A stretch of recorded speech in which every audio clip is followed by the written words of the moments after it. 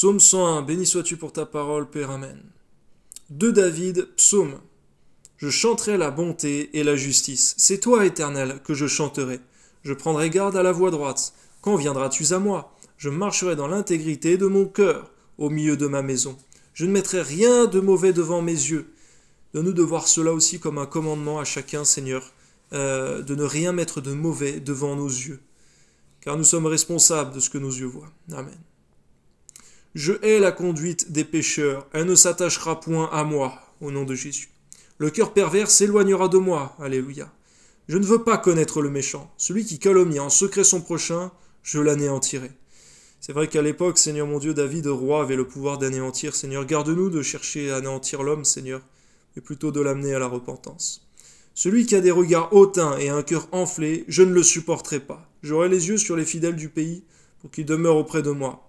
Celui qui marche dans une voie intègre sera mon serviteur. Celui qui se livre à la fraude n'habitera pas dans ma maison. Celui qui dit des mensonges ne subsistera pas en ma présence. Garde-nous, Seigneur, de supporter la méchanceté, Seigneur mon Dieu, au milieu de nous. Qu'elle soit traitée, Seigneur mon Dieu. Et que si nous supportons, Seigneur mon Dieu, des caractères difficiles, que ce soit pour les amener à Christ, à la conversion. Amen.